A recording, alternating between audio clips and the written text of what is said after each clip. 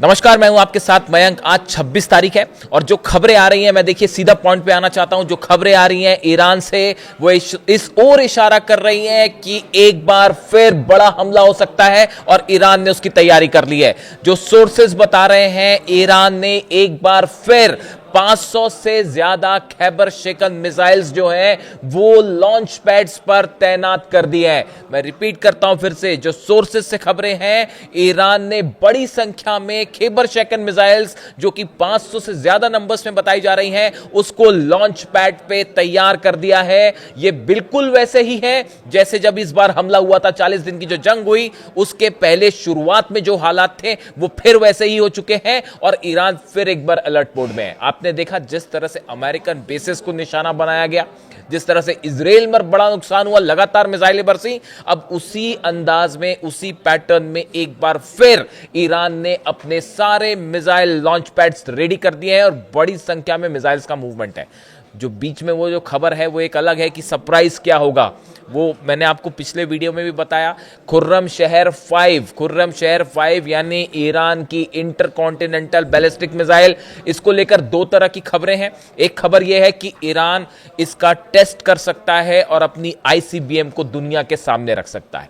बात नंबर एक। बात नंबर दो, यह भी संभव है कि ईरान अभी इसको सामने ना लाए और शायद जंग के दौरान पहली बार इसका सीधा इस्तेमाल किया जाए। दो सोर्सेस हैं, दो तरह की खबरें हैं। अब देखना होगा कि इसमें क्या बात निकल के आती है सामने। लेकिन बड़ी संख्या में खैबर शेकन मिसाइल्स, और ये मिसाइल्स तो जो है वो ईरान में प्रदर्शन के दौरान ईरान की सेना ने सार्वजनिक रूप से लोगों के बीच में दिखाई और उसके बाद लाखों लोग ईरान की सड़कों पर थे और उस बीच में ईरान की सेना इस मिसाइल के साथ जो है वो सड़कों पर उतर आई और जिसके बाद पूरे ईरान में एक बार फिर हैदर हैदर के नारे लगने लगे।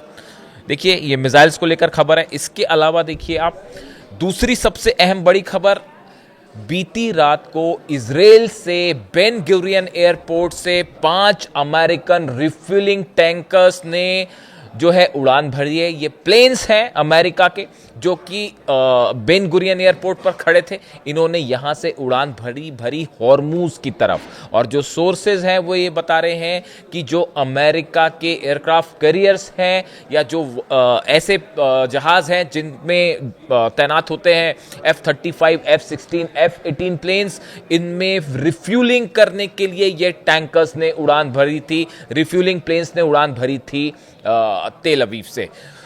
देखिए, कहने का मतलब ये है कि एक जो फाइनल तैयारी होती है हमले के पहले की, अब वो मूवमेंट तेजी से दिखाई दे रहे हैं दोनों ही तरफ से, न सिर्फ ईरान की तरफ से बल्कि अमेरिका की तरफ से भी। जो खबरें हैं, बड़ा 100 से ज़्यादा एयरक्राफ्ट कैरियर से जो प्लेन्स टेक ऑफ कर रहे हैं उनका मूवमेंट लगातार अब्राहम लिंकन से होता दिखाई दे रहा है। यानी ये एक प्रकार की ड्रिल है, प्रैक्टिस है, जो कि अमेरिका अक्सर वॉर के पहले करता है और वही फिर से होता दिखाई दे रहा है। इजराइल के जो ड्रोन्स हैं वो बार बार ईरान की टेरिटरी में अंदर एंटर कर रहे हैं और उनको मार गिराया भी जा रहा है। ये सब चीज़ें वैसी ही हो रही हैं जैसे 40 दिन के पहले जंग को लेकर हुई थी।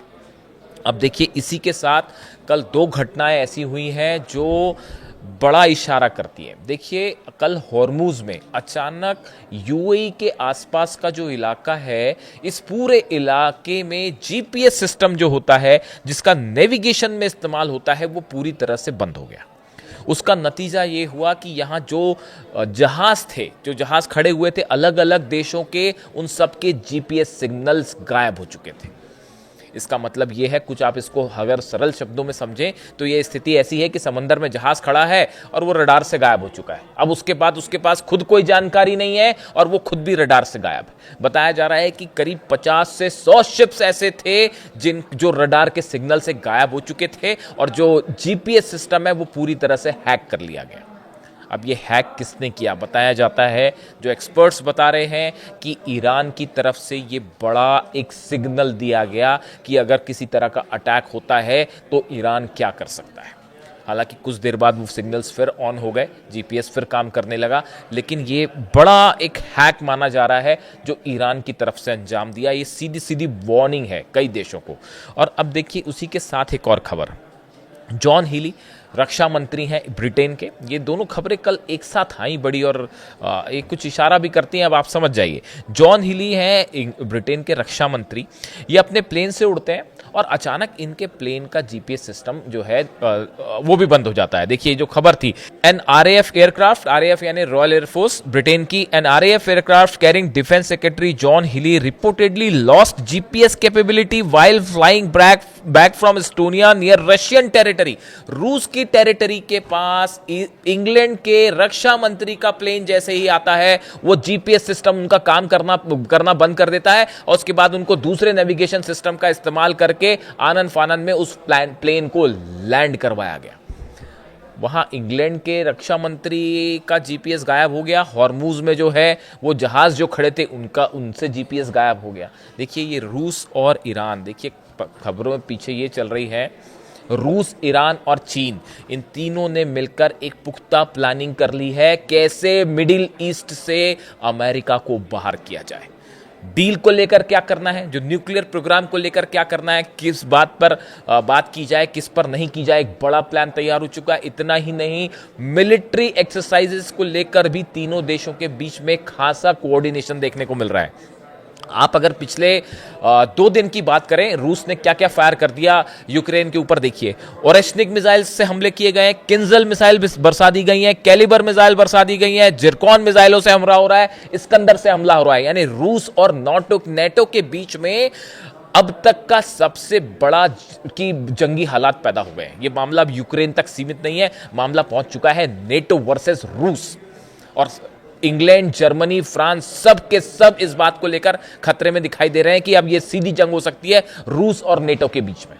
जो बड़ा बदला लिया, ये जिस तरह से लुहांस्क में हमले हुए, एक यूनिवर्सिटी के ऊपर, हॉस्टल के ऊपर, और कई वहां पे छात्र मारे गए, उसके बाद ये रूस का अटैक यूक्रेन पर जो हुआ उसमें इन सब मिसाइलों का इस्तेमाल किया गया। और आप देखिए ईरान से क्या खबरें आ रही हैं कि ईरान ने भी अपनी मिसाइल तैनात कर दी है।